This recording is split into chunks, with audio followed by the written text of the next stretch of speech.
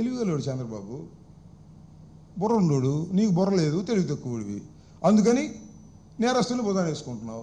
చంద్రబాబు మాత్రం ఆ విజిలెన్స్ గారిని పిలిచి ఓదార్చి, అమ్మ నీకు న్యాయం చేస్తాను, ధర్మం చేస్తాను, నేరస్తులందరూ శిక్షింపజేస్తాను అని మాయ మాటలు చెప్పాడు. నువ్వు మాయ మాటలు కూడా చెప్పలేవు, దొంగ మాటలు చెబుతున్నావు. ఏంటిది నాకు అర్థం కాలే. నేరస్తులు ఏ కులం వారైనా శిక్షించవలసిందే అంటే నేరస్తులు ఏ కులం వారైనా చంపేయాల్సిందేనా ఏంటిది? బుర్ర తక్కువ మాటలు మాట్లాడి అనవసరమైన గందరగోళాన్ని సృష్టించి చివరికి అపాస్వాలయ్యే పరిస్థితికి ఇవాళ జనసేన పార్టీ వచ్చింది. పవన్ కళ్యాణ్ గారు కాకినాడ వెళ్ళి మీటింగ్ చెప్పే వరకు వాళ్ళని రెచ్చగొట్టేంతవరకు ఇళ్ళలో పడుతున్నారు జనసేన వాళ్ళు. ఇప్పుడు వచ్చి కళ్ళు తాగిన కోతుల్లాగా చిందులేస్తున్నారు. కళ్ళు తాగిన కోతులే వీళ్ళందరూ చిందులేస్తున్నారు.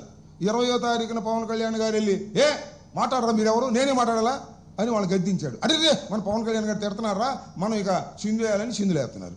నోటికి ఇష్టం వచ్చేట్టు మాట్లాడుతున్నారు. ఏం మాట్లాడుతున్నారు? మీ పరువు పోగొట్టుకుంటున్నారు. అసభ్యకరమైనటువంటి భాష మాట్లాడి మీ పరువు పోగొట్టుకుంటున్నారు. పవన్ కళ్యాణ్ గారు చెప్తేనే ఇలాంటి అసభ్యకరమైనటువంటి భాష మాట్లాడుతున్నారనేటువంటి భావన దేశవ్యాప్తంగా రాష్ట్ర వ్యాప్తంగా ప్రజల్లో కలుగుతూ ఉంది. పవన్ కళ్యాణ్ గారు ఇప్పటికైనా కంట్రోల్ చేసుకోండి. ఆ కళ్ళు దాగిన కోతుల్లాగా ఇష్టం వచ్చినట్టుగా మాట్లాడుతున్నటువంటి మీ జనసేన నాయకులకి కాస్త బుద్ధి చెప్పండి, లేకపోతే మీరు కూడా కళ్ళు దాగి డాన్స్ చేయండి. అంతకన్నా చేసేది ఏముంది?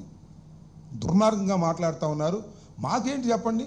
మాకేమన్నా ఆయన గాదే సాయికృష్ణ మా పార్టీనా? మీ పార్టీయే కదా, మేము జనసేన అన్నారు కదా. మీ పార్టీ కూడా చచ్చిపోతే మేము పలకరిస్తే ఏంటి మీ సుపనేతనం? నాకు అర్థం కాలేదు. డ్యాన్స్ చేస్తున్నారు కళ్ళు దాగిన కోతుల్లాగా. తప్పిది. ధర్మం ధర్మంగా ఉండాలి, న్యాయం న్యాయంగా ఉండాలి. పోలీస్ స్టేషన్లో దారుణమైన హత్యలు జరుగుతూ ఉంటే వాటిని సపోర్ట్ చేసేటటువంటి అప్రజాస్వామికమైన పద్ధతుల్లో మీ పార్టీ దిగజారిపోవటం క్షమించరు ప్రజలు, మేధావులు అనేది కూడా గుర్తుపెట్టుకోండి. పోలీస్ స్టేషన్లో ఏ వ్యక్తి చనిపోయినా, చంపబడ్డా, సాక్ష్యాధారం లేకుండా కాల్చివేసినా ఖచ్చితంగా ప్రభుత్వం రియాక్ట్ కావాలి. ముఖ్యంగా జనసేన పార్టీ రియాక్ట్ కావాలి. రియాక్ట్ కాకపోతే కాపోయింది. పోలీస్ స్టేషన్కి, హత్యాకాండకి, నాగరాజుకి సపోర్ట్ ఎందుకు చేస్తున్నారు నాకు అర్థం కాలా. జనసేన నాయకులు అక్కడ కూర్చొని జిందాబాద్లో కొడుతున్నారు. నాగరాజు జిందాబాద్, నాగరాజుని అరెస్ట్ చేయడానికి ఇల్లేదని. ఏంటిది? ఎక్కడ పోతున్నారు మీరు? కొద్దిగా ఆలోచించుకోండి, ఆలోచించుకుని మాట్లాడండి. లేకపోతే చంద్రబాబుని సలహా అడగండి, చెప్తాడు తెలివిగల సలహా. బుర్ర తక్కువ మాటలు మాట్లాడుకుని నాశనం చేసుకుంటున్నారు. ఇది సరైనది కాదు, సభ్యత కాదు, తెలుసుకోమని కోరుతా ఉన్నాను. రాష్ట్రంలో తల్లులు కన్నీటి పెడుతుంటే కూటమి ప్రభుత్వం 2 ఏళ్ల సంబరాలు చేసుకుంటుంది. నిజమేగా మరి. 1 కాదు 2 కాదు. విజయవాడలో మరొక లాకప్ డెత్ లాంటివి చూసాం కదా మనం. కిరణ్ కుమార్ కదా పేరు పోగిన కిరణ్ కుమార్, కాంతి కుమార్ ఆత్మహత్య చేసుకున్నాడు. దాని మీద కూడా రిపోర్ట్ ఇచ్చారు, కేసు కట్టారు. ఇప్పుడు మర్డర్ కేసు కట్టొద్దు, అతను సాక్ష్యాధారాలు వచ్చిన తర్వాత దాన్ని కర్మం చేయమని దళిత సంఘాలన్నీ కూడా డిమాండ్ చేస్తున్నాయి. ఈ 2 కేసులు కృష్ణలంకలోనే అదే పోలీస్ స్టేషన్లో జరిగినాయి. అదే పోలీస్ స్టేషన్లో రక్షించాల్సింది పోయి భక్షిస్తున్నారు. ఏమిటిది? ఎంత దుర్మార్గమయ్యా. కంచే చేను వేస్తే ఏమైంది చెప్పండి? రక్షించవలసిన వాడే భక్షిస్తే ఏమైంది చెప్పండి? ఎవరు? పోలీసులు రక్షించాలి. ఏమైనా నేరం చేస్తుంటే వాడిని నుంచి ప్రజల్ని కాపాడాలి. నేరస్తులని చెప్పి తీసుకువెళ్ళి వాళ్ళని చంపేస్తుంటే ఇంకేం చేయాలి? ఎక్కడికి పోతుంది రాష్ట్రం? ఎక్కడికి పోతుంది ఈ దేశం? ఎక్కడికి పోతుంది ఈ డిపార్ట్మెంటు, పోలీస్ డిపార్ట్మెంటు? కమిషనరే నాయకత్వం వహించి టాస్క్ ఫోర్స్ని పంపించి అతను తీసుకొచ్చారే. చాలామంది గుసగుసలు ఆడుకున్న దీని వెనుక చాలా పెద్ద కథ ఉంది. ఎవరో పెద్ద నేరస్తుడిని కాపాడటం కోసం ఈ పిల్ల సాయిని కుర్రవాడిని బలి చేశారు. అది ఎప్పుడు బయటకు వస్తో తెలియదు. రేపు 29వ తారీఖు ఏం చెప్తారో చూద్దాం కోర్టులో. ఇవాళ 23 కదా, ఇంకా ఎంత ఉంది? 6 రోజులు ఉంది. ఆయన తీసుకొస్తారా? శవాన్ని తీసుకొస్తారా? బూడిద తీసుకొస్తారా? అసలు బతికున్నాడో లేదో అని చెప్తారా? ఏం చెప్తారో సస్పెన్స్. 29వ తారీఖున పోలీస్ డిపార్ట్మెంట్ ఇన్వెస్టిగేషన్ చేస్తున్నారు కదా. అంటే ఏం చెప్తారు? నాకు తెలిసిన వరకు ఇంకా ఇన్వెస్టిగేషన్ చేస్తున్నాం, ఇంకా ఆచూకి తెలియదని చెప్తారా? షేమ్. చూద్దాం రేపు 29వ తారీఖున ఏవి సమాధానం న్యాయస్థానం ముందు కోర్టు వారు చెప్తారు. సీసీ ఫుటేజీలు కూడా మాయం చేశాడు. అంతకన్నా నేరస్తులు ఎవరు ఉంటాయండి? పిల్ల సాయి కన్నా పెద్ద నేరస్తులు పోలీసు వాళ్ళు. ఇక్కడ పిల్ల సాయి కన్నా పెద్ద నేరస్తులు పోలీసులు. ఎంత నేరస్తులు? చంపటం, శవాన్ని మసి చేయటం, ఆ మసిని కూడా దాచేయటం, సీసీ ఫుటేజ్ తొలగించడం. ఇంతకన్నా నేరం ఏం కావాలి ఈ సమాజంలో? పిల్లసాయి చేసింది ఏంటి పాప? 2 కేసులు 3 కేసులు ఉన్నాయి అతన్ని, అంతే కదా. పోలీసులు చేసిన కేసులు ఎన్ని? ఇక్కడే 3 కేసులు ఉన్నాయి. మర్డరు, బూడి చేయటం, సాక్ష్యాధారాలు లేకుండా తొలగించడం. ఇంకెన్ని నేరాలు చేశాడు ఈ పోలీసు వారందరూ కలిసి? ఒకటి చేస్తాడు. ఇది నాగరాజు ఒక్కడి వల్ల అయిద్దా?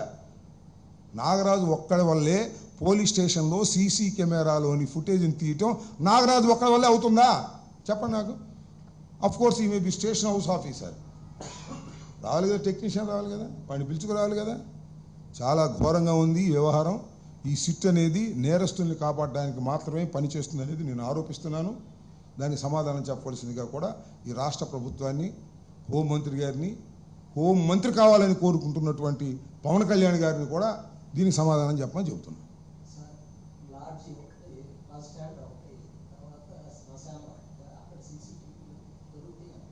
ఏంటి ఏంటి ఎదుగుతున్నారంట.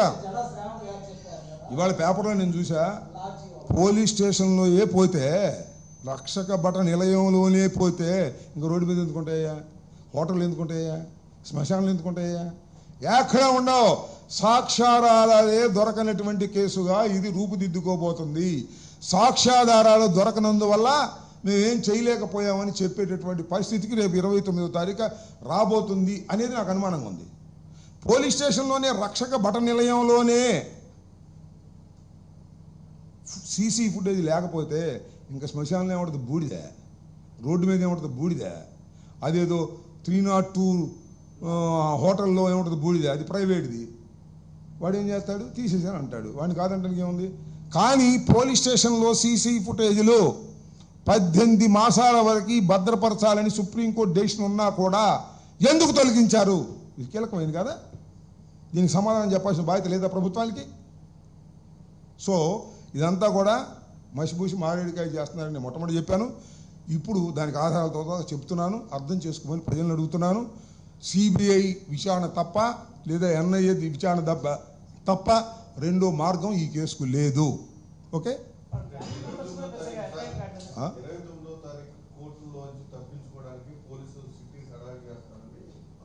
అవును, 29వ తారీఖు ఏదో సమాధానం చెప్పాలి కదా. మేము విచారణ చేసాం, 302 బుక్ చేసాం. బహుశా 29వ తారీఖు లోపలే అన్ని సాక్ష్యాధారాలు నాగరాజు గారు తొలగించిన తర్వాత ఆయన్నే తీసుకొచ్చి అరెస్ట్ చేస్తారు. అరెస్ట్ కూడా చేసాం, ప్రొసీజర్ ఇది ప్రోగ్రెస్లో ఉంది అని చెప్పేదానికి ప్రయత్నం చేస్తున్నారు. నాగరాజు బయట ఎందుకున్నాడు నాకు అర్థం కాలేదు. ఆ రోజు నా కేసు పెట్టంగా నన్ను ఇక్కడ తీసుకెళ్ళారుగా, ఇక్కడ నుంచి తీసుకెళ్ళారు ఇంట్లో. మరి అతను ఇంట్లో హాయిగా ఉంటే ఎందుకు పట్టుకోవట్లేదు అతన్ని?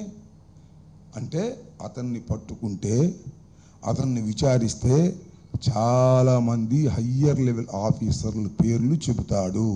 ఎందుకు చెబుతాడు? వాళ్ళ ఆదేశం ప్రకారమే ఈ క్రైమ్ అంతా జరిగింది కాబట్టి, దానిలో కమిషనర్ కూడా ఇన్వాల్వ్ అయి ఉన్నాడు కాబట్టి, ఇంకా చాలామంది ఐపీఎస్ ఆఫీసర్లు ఇన్వాల్వ్ అయి ఉన్నారు కాబట్టి, ఏదో పెద్ద నేరాన్ని అతని మీద మోపటం కోసం, బలవంతంగా అతను ఒప్పించటం కోసం, ఎవరినో రక్షించటం కోసం ఈ తతంగం అంతా జరిగింది. ఈ తతంగంలో అతను చనిపోయాడు. ఈ వాస్తవాలు బయటకు రాకోకుండా కప్పిపుచ్చేందుకు తీవ్రమైన ప్రయత్నం జరుగుతున్నది. ఇది నా ఆరోపణ కాదని చెప్పానండి.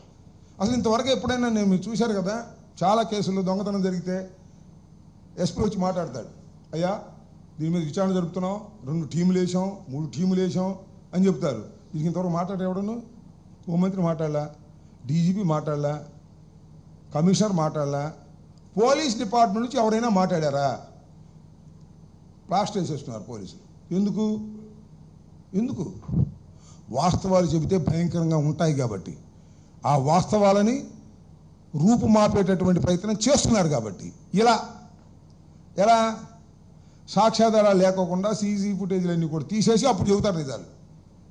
అబద్ధాలని నిజాలుగా చెప్తారు, అప్పుడు సాక్ష్యాధారాలు మొత్తం పోతాయి. ఇది వాళ్ళ ప్లాన్. అర్థమైంది కదా? ఓకే.